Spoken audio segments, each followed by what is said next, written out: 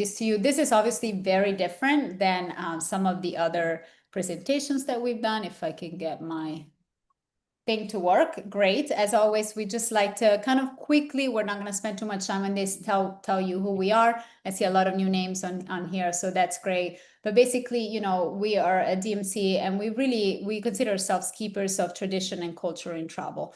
You know, we are very much focused on locally owned, authentic boutique and you know, the sustainable travel that goes beyond just the kind of greenwashing, but it's everything from the way people get treated at the accommodations they work at, the experiences, you know, where the food comes from, what are those traditions that are being preserved.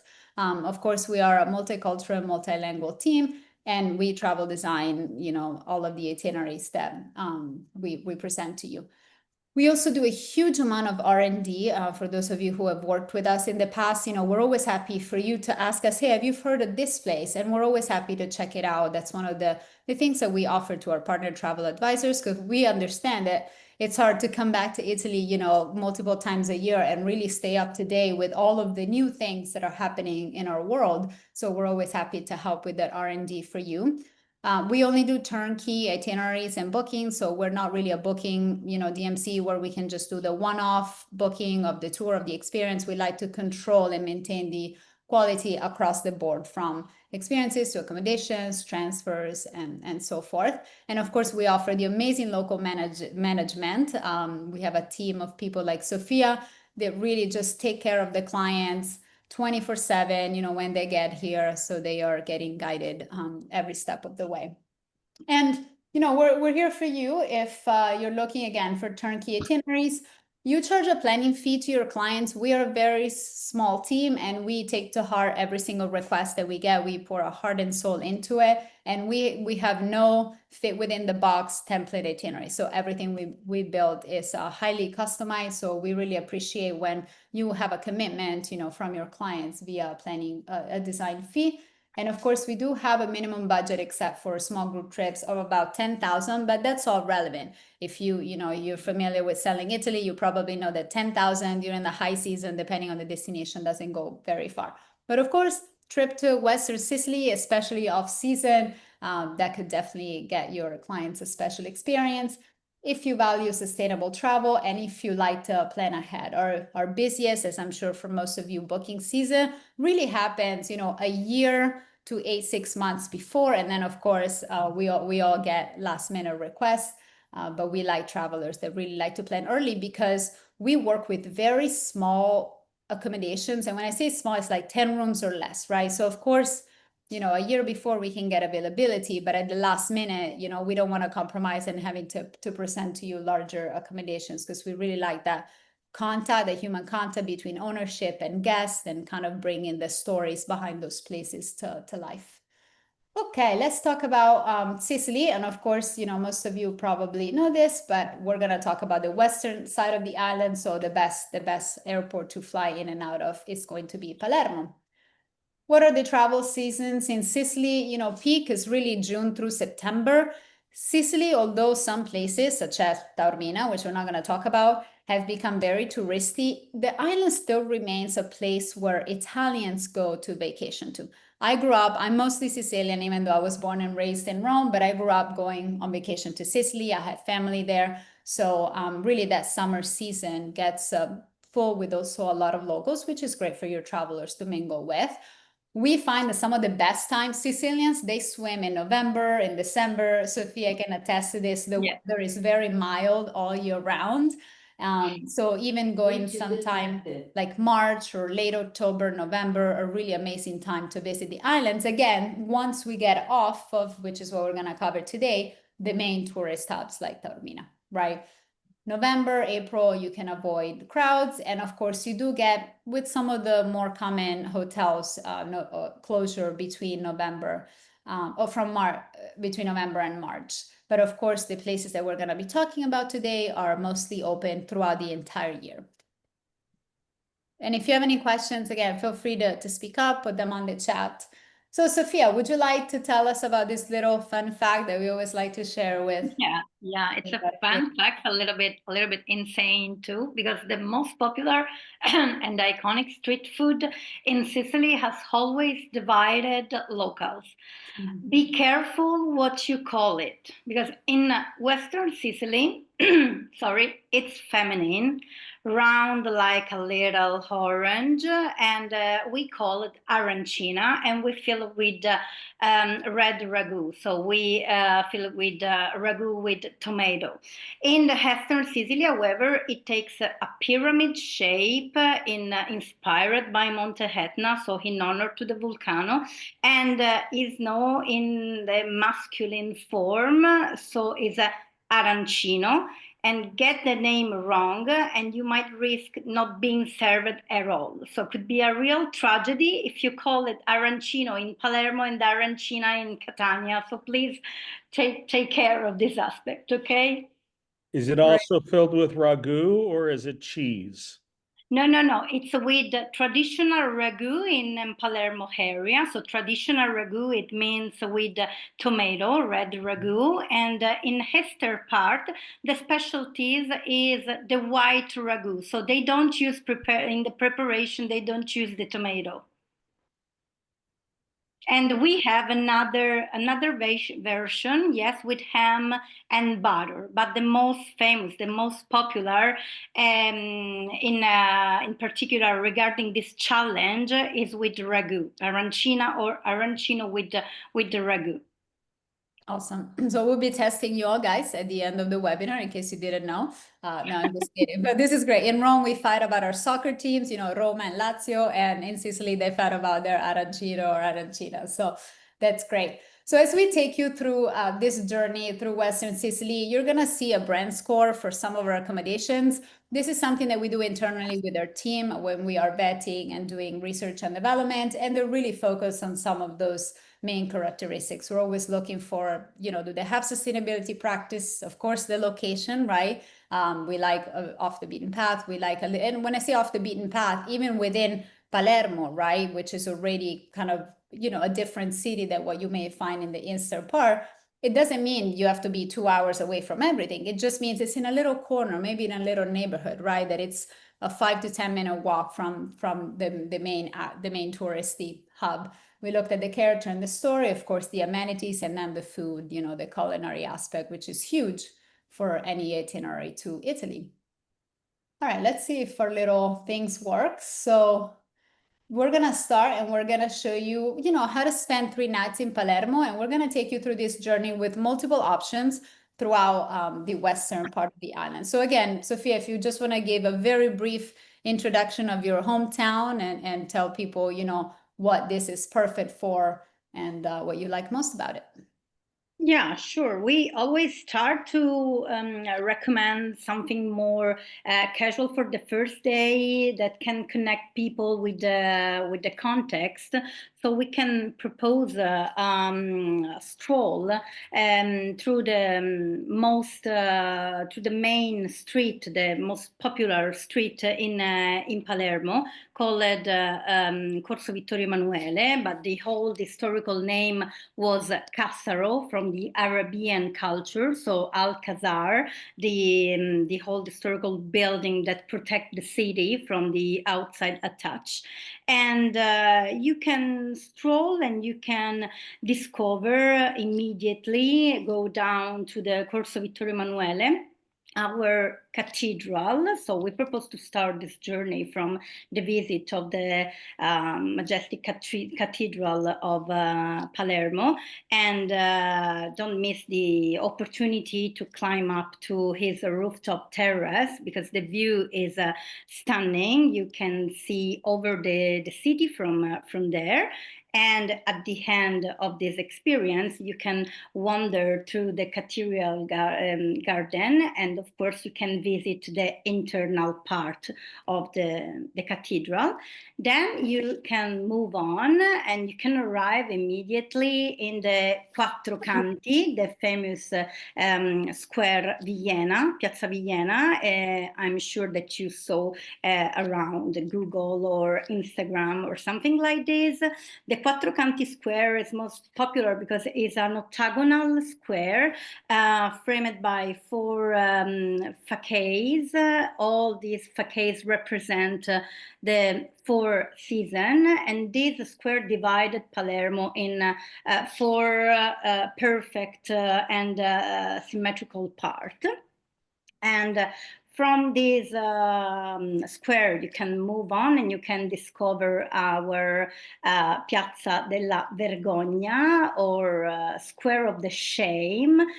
Shame because our statues are naked. Of course, usual the statues are naked, but in Sicily, for the whole tradition, this was a shame. And you can arrive to Porta Felice, exactly this gate in the picture, water from the promenade of Palermo. Yes, and you can close your stroll, your walk in the architectural and historical context of Palermo right there. Great, awesome. And a lot of the times we're going to talk a little bit about the accommodations, one of our favorite accommodations in Palermo, but a lot of the times, flights coming from the US or even with a layover in Europe will come mid-morning, when people cannot quite check into their accommodation. And of course, while everything that Sophia has described, we like to also do it with a guide. A lot of the times people come in, they drop off their bags in their accommodation, and then it's the city center of Palermo. It really invites people to just stroll and wander and get lost. So let's talk about one of our really favorite accommodation that is right in the heart of the historic center, Palazzo Arone Valentino. This is it's such a special place because part of it, if anybody has ever been to it, go ahead and maybe put a note on the chat. But what's so special about this place is that they have made the newer part into the hotel, but then they have what they call the house. And the owners of this palazzo. Before I'm just trying looking at banking accounts and trying to make sure everything is covered. Okay, you may want I to. have no earthly idea. Belinda, Belinda, can you mute? Let's see. Okay, I didn't get it. maybe I can do it. Okay, great. Awesome. Sorry about that. And so it's still very much owned by the aristocratic family, and they have this house, which if you go on their website, it's really one of the best accommodations with the worst website. You see all these photos of like these red rooms and really kind of old and vintage and aristocratic. And the first time we stumbled upon it, I was like, there's no way that we could sleep in something like that. That's beautiful to visit as a museum. And then sure enough, we visited it, and it's this amazing, like I said, more modern, but still with a lot of character and sense of place. On the accommodation side, they make beautiful fresh breakfast, and then you can visit the house, which is really like a museum, and it's their former aristocratic home. The owners currently live upstairs, but they walk you through it. Their English is not 100%, but they really love to mingle with guests. And it's just so special because right as guests get to Palermo, right from their accommodation, their experience is already, I know where I'm at, right? I know where I'm at. I'm getting told the history of the place. I'm living it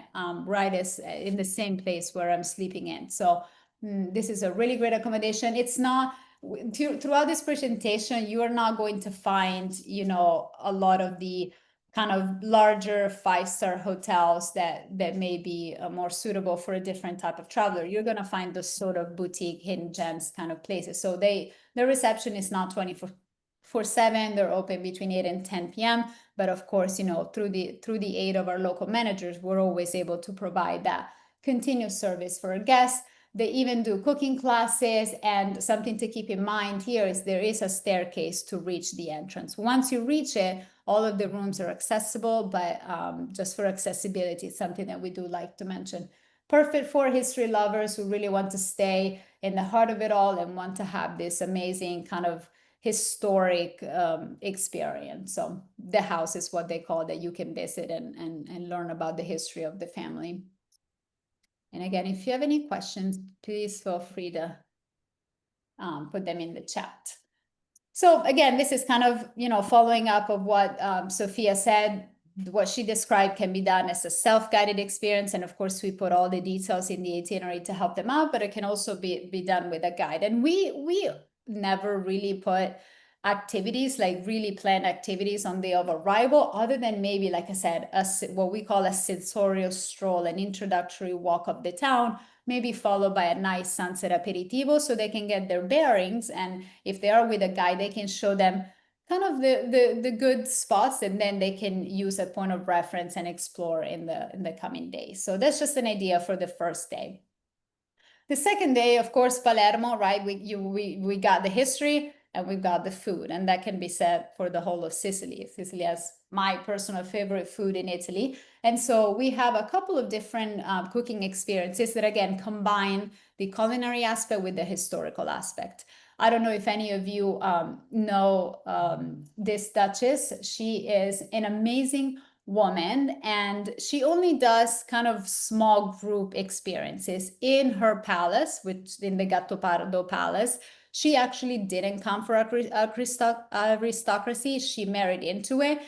And what that does for this experience, yes, it's high-end, yes, it's in a nice noble palace, but it really brings it down to earth. Because she was like, she tells you the story, I didn't come from any of this. And of course, her husband is now in a wheelchair. And sometimes, you know, if you're lucky and he's around at the lunch table, which you have in this amazing kind of ballroom, then he comes around. But she really just, again, brings what is, I believe, Palermo has to offer, is that perfect mixture of culture, of food. Yes, it can be high-end, yes, it can be luxury, but at the end of the day, it's down to earth. Sicilian are the warmest and the most hospitable people you can find probably in all of Italy, and this experience, you can really feel it. So it's one of our favorites, being one of our clients' favorite, and this is right in the heart of Palermo.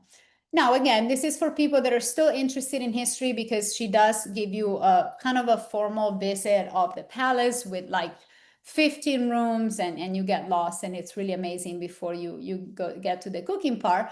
But then we also have this other experience they both start at the market of Palermo, and then this one actually happens in a private home. So Sophia, since this is your friend and somebody that you brought on, if you want to tell people a little bit more about this, that would be. Yeah. But if you prefer something more casual or intimate, Marco is the perfect solution. He is a young chef. He come back in Sicily after a lot of years spent in around the world to improve his kitchen and cultural influencer. And yes, it's a very nice experience. He prepared traditional plate and received from the traditional Sicilian cooking, sharing technicals and received passed down through the generation. For example, the recipe of the panelle. I don't know if you know panelle. The chickpea fritters are a super popular street food, or pasta alla norma with tomato and salt ricotta and aubergine, fried aubergine. Of course, in Sicily we love fried everything, and it's important to know. And he's super nice, available to open the door of his kitchen and his house. And this is a private experience, even because the space is not a huge space, it's his home. So it's a private experience. And yes, it's prepare all of these typical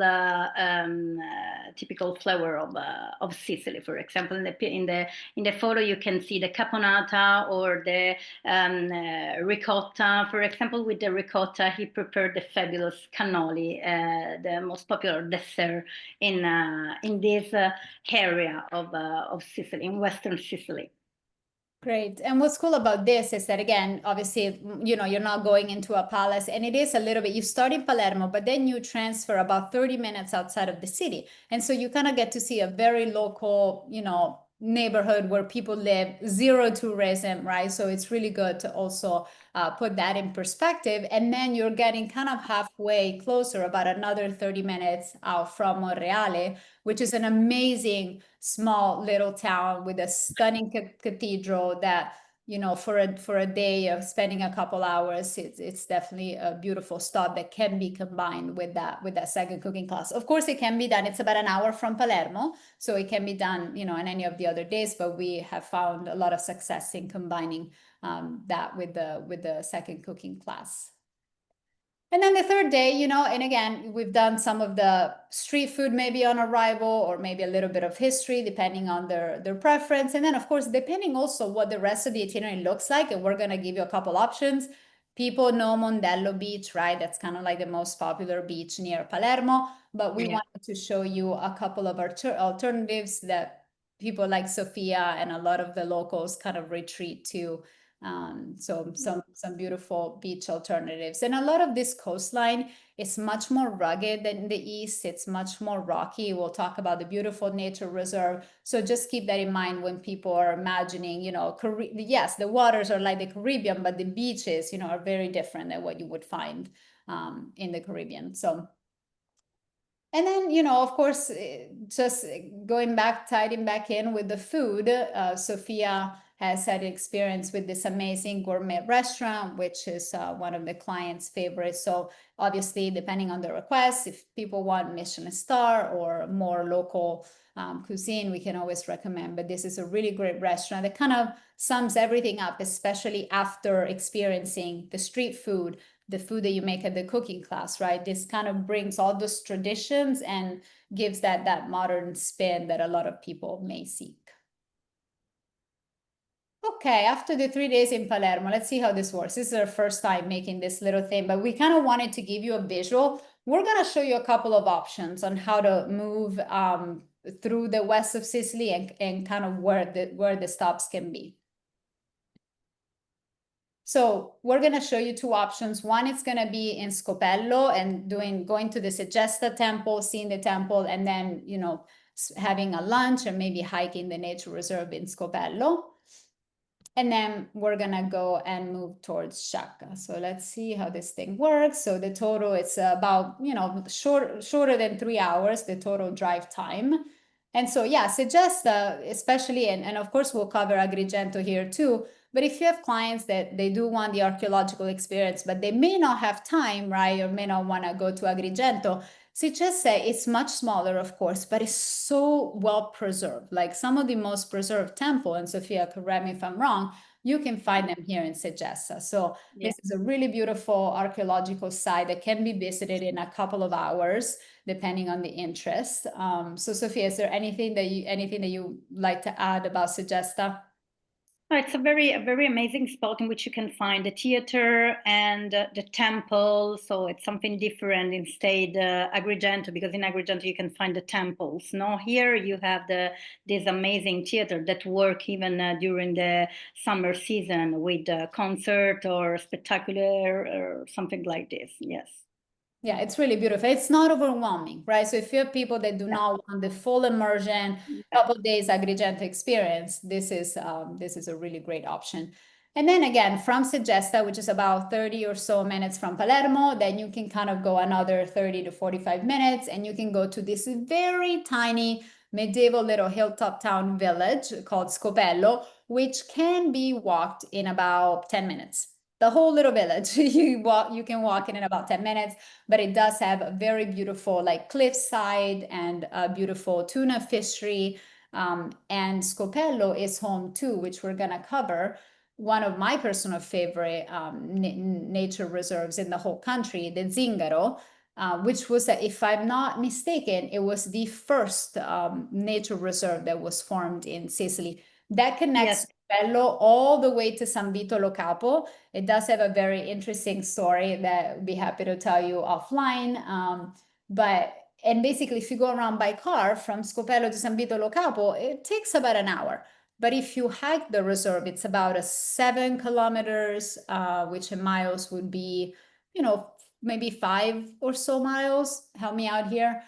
You can hike the whole way. and be on the other side and be at Scopello. So again, depending on your client's interest, this could be a really beautiful hike. And throughout the hike, there's probably 20 little calette. So if you see here, you can go down, and those small coves and beaches are usually deserted, and you can swim and have the whole place to yourself. So it's really beautiful. Important to keep in mind, it does not have drinkable water throughout the reserve, so it's always good, obviously, to bring plenty. This is a very wild nature reserve. There's no coffee shops. There's a water stand on either side where you get the little entrance ticket, which is just a couple of euros. But it's really an amazing hike, and it's not that difficult. So I feel like everybody could do it. Anything you'd like to add here, Sophia? No, absolutely. It's no, it's not difficult or complicated. Of course, it's without any kind of furniture or equipped spot, so it's absolutely wild.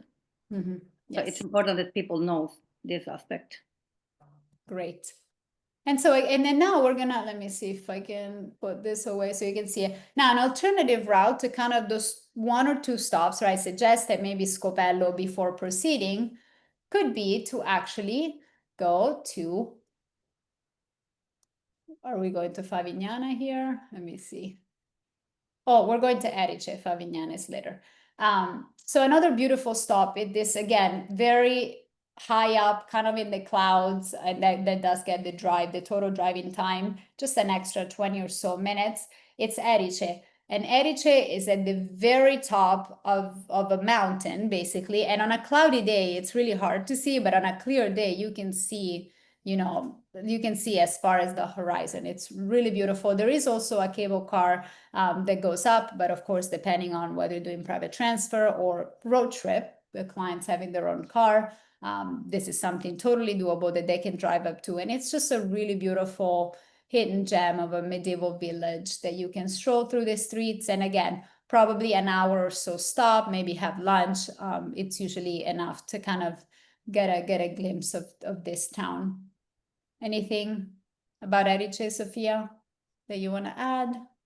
No, it's perfect. We have other specialties in terms of food, called Genovese, as a dessert with yellow cream inside, provided by ex-monaci in a monastery. So is this an amazing experience in terms of tasting? Great, awesome. And we do have an experience, I don't think it made it on this presentation, but we have an experience that we offer here in case clients do have more time. We have a really cute ceramic workshop that we can do. And then we're going to kind of proceed. So again, 2 options, right? As far as a stop, a lot of the times we get asked, where can we stop on our, long drive? So Erice, or maybe suggest at Scopello, suggest an Erice. You can do those combinations any way you want. And then we're going to make our way down to Sciacca, which is another beautiful little town that, again, it's still quite off the radar. But what's great about it is that, yeah, in the summer it gets a little more crowded, but whether you visit in the summer or you visit in the winter, you almost get the same experience because it's really the locals and, again, some Europeans and local tourism. So this is another beautiful accommodation that I would say it's on the, around 4-star level. It's a B&B, the owner really, there's no elevator. So again, important on the accessibility. And what the owner is going to do is really going to take you around, like literally, takes the guests and takes them around town and really shows them all the places where he grew up. And here's the butcher, and here's the baker, and here's my favorite gelato place. So yeah, people that are looking for this type of Western Sicily road trip, this is a really, really amazing accommodation for a couple of days. Another one that we've actually discovered not too long ago is Regina Bianca. And the main difference between the two is that Regina Bianca also has a beautiful spa, which Domo Saleria doesn't have. So they also have an on-site restaurant, but of course, both of them are in the center of town. So you can, you have easy access to all of the restaurants and shops in the town. And yeah, of course, here, the plus side, it's really the wellness center. And then they also have a sun terrace. Anything you want to add on this, Sophia? At the city center of Sciacca, it's important to consider that it's a distant 20 minutes more or less by car from the seaside part, no, the beach. Mm-hmm. So you need to take a car to go to the beach if you stay in the city center of Shaka. Yes, absolutely. And again, all of this exact trip can be done by private transfer, but this is something that, again, off season, off the beaten path, if people want to drive outside of Palermo, right? Palermo, absolutely not. Then, it's perfectly reasonable to do those. In Shaka, we have a really cool experience related to corals, a little coral workshop. To us, there's nothing better than doing something manual, slow, that really immerses you in the experience, and then you kind of take it home as a souvenir. So it's a really, really great little workshop that's perfect for the whole family. And then from Shaka, a cool day trip. And again, can we sleep in Salem instead of Shaka? Absolutely, right? It just depends on the client's needs, whether or not they want to stay closer to the coastline and also where they're going afterwards. But whether or not you sleep in Salem, it can be done as a day trip from Shaka as well. Yeah, so it's a really beautiful, beautiful town. And of course, if you have a chance to visit in March, there's an amazing festival, the Feast of San Giuseppe, which is the whole town comes alive. It's all the things that you always hope your travelers to experience, right? To get immersed into these traditions and festivities and local customs that come alive during those festivals. Frank, I see you have your hand raised. So do you have a question? No, I don't. Sorry, that was a mistake. Oh, that's okay. Great. I guess, well, since I've got your attention, the second hotel that you just showed us a minute ago, how many rooms were in that one? I know the first one had 5. Regina Yes. this one has how 4. many? 4 rooms. 4 Okay. rooms. 4 rooms, And yes. is this Located at ground the level first. access, or do you have to go by staircase as well? I believe this one you have to go by. There's a small ramp of staircase as well to get to. Okay. Yes. Thank you. Yes, and like I said, a lot of those places, those towns, they don't really have the bigger hotels. They're kind of like 3 stars and really not up to our standards, because again, those are the places where still it's more local tourism, European tourism. So those places are open, all year, but you're not gonna find the bigger hotels that you may find in the towns. Like even Villeggiera, right? That obviously is too big to stay open off season, so they close down. Okay, so we kind of got to the 6th day by doing, our 3 nights in Palermo, our couple of nights in Shaka, or of course Salemi can also be an option. But then, an alternative route to that is the beautiful Egadi Islands. And Favignana, it's one of my personal favorites. It's shaped like a butterfly, but if any of you have been, the Aeolian Islands, because they're on the eastern side, kind of going an hour north of Taormina to Milazzo and taking the ferry, they're still wild and beautiful, but because of their proximity to Taormina, they're a little bit more developed. Favignana, the rest of the Agadi Islands are still very much rural, rugged, and this is the place where if you have clients that do want to rent a scooter, although we never recommend in other places in Italy, this would be the place to do that. So it's a really, really beautiful island that a lot of us went growing up. Sophia, would you like to share anything about Favignana? And they do have an incredible accommodation here as well. Oh, no, you're more Sicilian than me. Great. Yeah, so in Favignana, you do have actually about 2 to 3 kind of higher end, still small scale, but kind of bigger resort type place. This one only has 6 rooms, but there are a couple that get to the 15, 20 range. This is a really beautiful accommodation, just a few minutes away from the beach. And you can see it kind of looks like a fort. It's not right on the water. So again, that's something to keep in mind.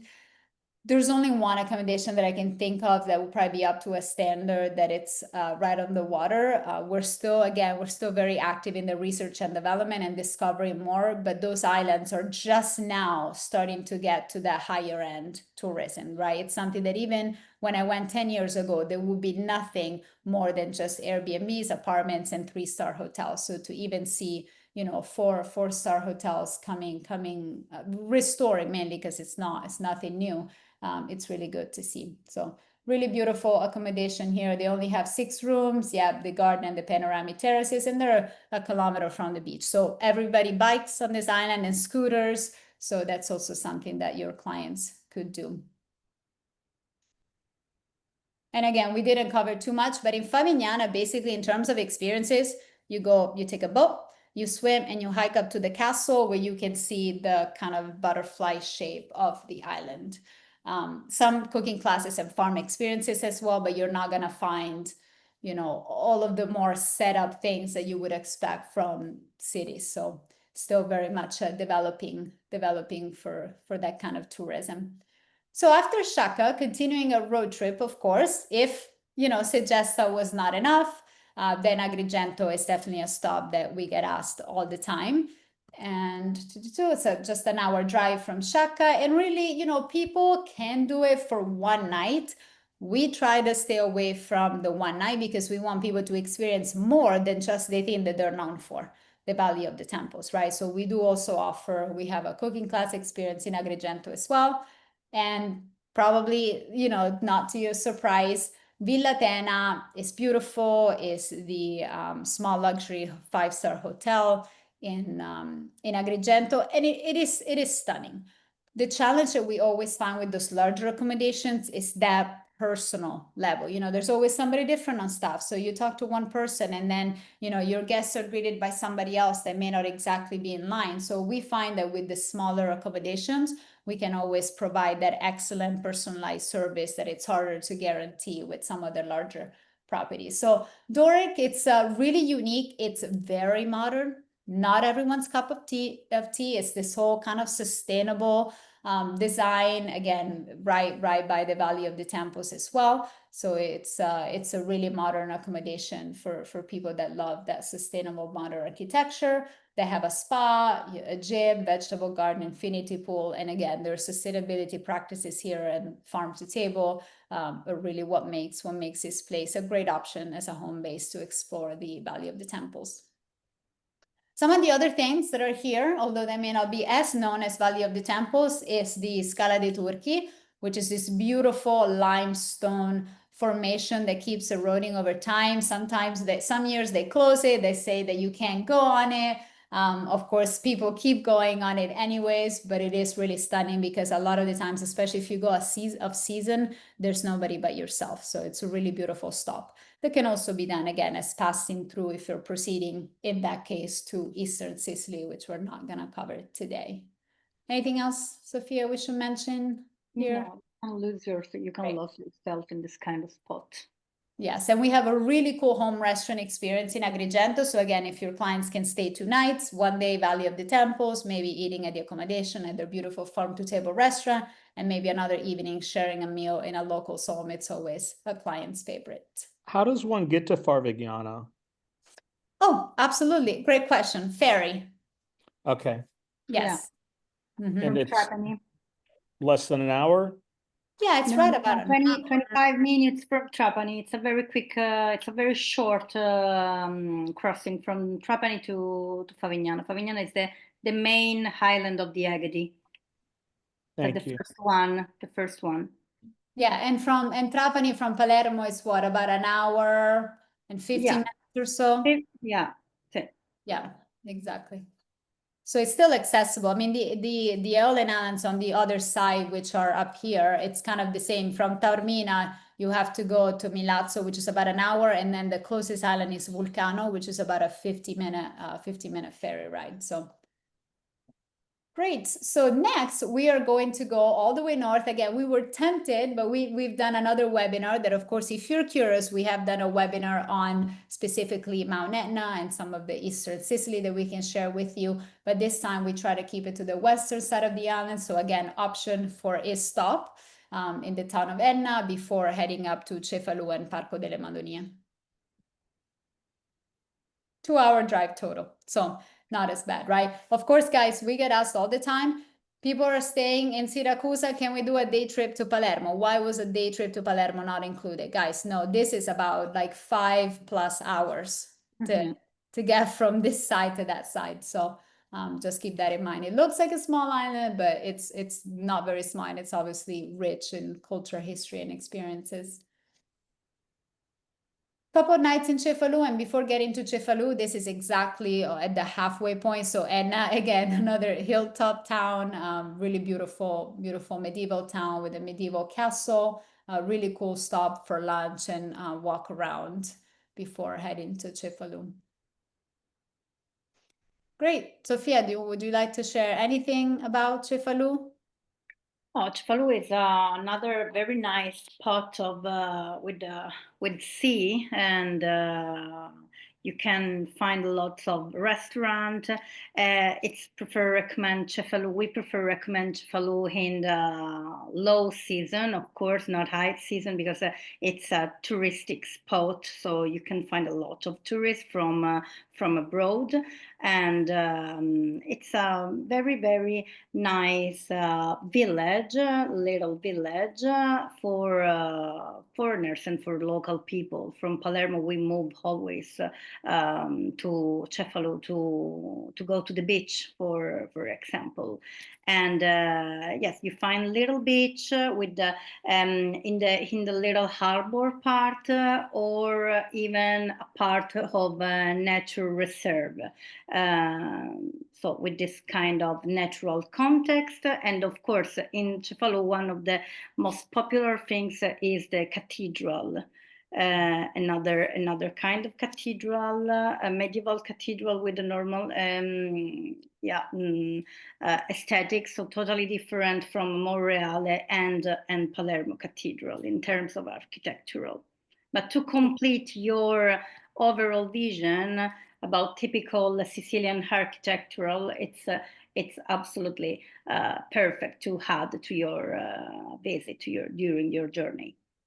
Great. No, and thank you for pointing out that it's best avoided during July and August, right? Yeah. It's still very small. All of these places, except for Palermo that we've talked about, are still very small. So during the busy season, it just gets a little too crowded. You know, there's only a handful of accommodations to host everybody. So better in the shoulder season for this kind of place. And here we have a really cool, kind of very different partner named Villa Totò. Literally was a former villa that was restored to be turned into all of those different rooms. It's kind of above Cefalù, but the really cool thing about this place is they have a little tuk-tuk car, like an ape car, if like an apetta small car, and they take guests, they shuttle guests to anywhere they want to go to. So they're only 5 minutes from the center, and they're literally the ape car is at guest disposal throughout the day. They have a lot of really cool initiatives. They do pizza nights all together. They have this pool, which you can see a lot here. For having 10 rooms, this pool is bigger than some pools that I've seen at hotels with 30 or 40 rooms. So really beautiful pool. They have an outdoor grill. They have a little restaurant, and they do a lot of, again, with guests, culinary experiences and celebration. But what I love about this is that attention, again, to the guests, and being willing to, even if people have nothing planned, they're going to take you around and show you their hometown. So it's really, really cool place. And then, of course, Cefalù, it's on the water, but you are right at the edge of Parco delle Madonie, which is a beautiful, beautiful area with, again, another medieval town of Castelbuono, which is a really beautiful place even for kids to go to. There's still a couple of people that take the donkeys out into the town. You know, that you still have the cheesemakers that are making the cheese in the stone, like the actual, just built with the stone pots on the ground. So it's a really cool, fun little day trip. You can go horseback riding, quads, hiking, you name it. And there's a lot of little towns within the Parco delle Madonie, and Castelbuono is one of my favorite. Of course, I haven't been to all of them. Do you have any other favorites in Parco delle Madonie, Sofia? No, Castelbuono was one of my favorite too. I have a lot of memory from my childhood, because for Palermitan, Castelbuono is a place in which you go to find the snow, you know, And it's a medieval village has managed to preserve its authenticity in such a unique way. For example, the local recycling is collected using donkey too. No, so not donkey only for the experience, but just for this kind of way to preserve the place. So it's absolutely stunning in my opinion. Very, very hidden gem to discover. Great, awesome, thank you. Okay, so we are close to the end of the day trip. Of course, I mean, we haven't talked a lot about wine here. Wine is made throughout the entire region, right? So there's wine experiences and wineries around Palermo. Of course, one of my personal favorite wines, it's kind of on the eastern side, you know, Etna, and then you have Noto. But this experience, this winery is really, really cool. Sophia, again, this is one of your preferred winery. So if there's anything that this is a old abbazia, very close to Castelbuono, and they have lots of experience with the wine tasting, discovering the cellar, and you can explore the winery, and you can taste their wine. It's a very, very good solution in our part. We have, I know you prefer the other part of Sicily for winery experience, but we have some pressure solution even in the to convince me otherwise. You have to convince me Yeah. otherwise. No, to be fair, I haven't done as much wine research in the western side as I have in the east. But great, awesome, yeah. And then from there, like I said, coming back to Palermo is not too far of a ride, only about an hour. And people can fly out directly without spending a night in Palermo. Of course, they're always welcome to. Something to keep in mind about the islands, you know, whether or not you decide to put them in, even though they're close to the mainland, especially if you're traveling off season, we recommend spending the last night before the international flight, which of course, you know, now they're starting, the American airlines are starting to get more international direct flights in and out of Sicily and Puglia. So just try to spend the last night on the mainland just to account for anything that may go wrong, you know, coming back from an island. I know we've had our lessons there with the Azores, so don't we're here so that you don't have to make the same mistakes that we did. But great. Do you guys have any questions specifically to that road trip? And then we'll kind of close out just by giving you a couple details on one of the small group trips we offer on Eastern Sicily, but hopefully we'll be able to do one on Western Sicily soon as well. No? Great. So guys, again, very grateful of your time. We do have a curated small group trip that we've now done for, I think, 3 or 4 years in a row. It was coming, like we had planned the first one well before COVID, and then we were finally able to do our very first one back in 2022 after COVID, and it's something that we've done year after year, and it does take place between Etna and the Aeolian Islands on the island of Vulcano. Wine lovers, we do this in the fall, mid-September, so that we can catch mid to late September, so that we can catch the wine harvest, and our clients can participate in that very slow grape harvest experience and learn about the winemaking process. So won't give you too much details. Of course, you know where to find us. You can get in touch.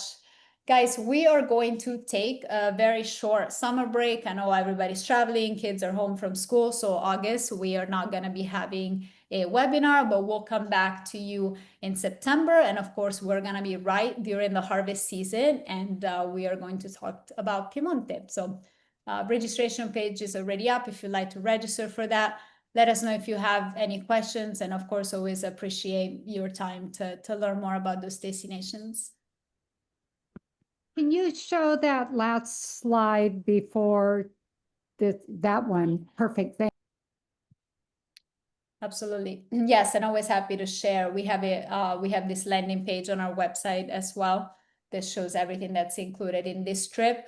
We only have one room left for this fall. So the winery that we work with only has 4 rooms, so it's a very small group, and we always end up having a couple of solo travelers going. So it's usually, you know, 6, 7 people. Yeah, So are Karen, the highlights for the tour in September, Sorry, say that again? are these highlights that you are showing here for the tour that you're offering in September? Yes, yes, September 22nd through the 29th. Yes, and of course, yeah, it's not 10 travelers because we already have two people as single occupancy. So these are some of the highlights. It will take place between Etna and Vulcano in the Aeolian Islands, but we're gonna explore Catania and also go to the islands of Panarea and all the way to Stromboli to see that volcanic activity. So it's a really, really cool trip. Thank you.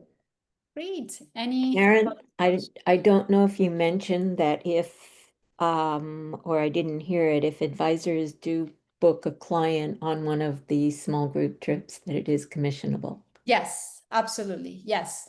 The small group trips are commissionable. You get a 10% commission on those. So if you have any solo traveler, last minute couples, or anybody that would like to go to Sicily, this is a great trip during like the best time of year, wine season. How many spots do you have left? We have one room left, so we have two people. And we Okay. could, if there's like, 4 friends that want to go, we could potentially add a room because the winery that we're working with just recently built 2 new rooms. We just have to verify if they are ready. Very nice. What a great presentation. Thank you. Of course. Thank you guys for your time. And, we'll follow up and send the recording of this just so you can go back and look at all these places. And then, of course, Tracy, can share kind of our webpage. We can share a webpage on how to work with us and get on a call 101 so we can learn more about you and your clients and begin working together.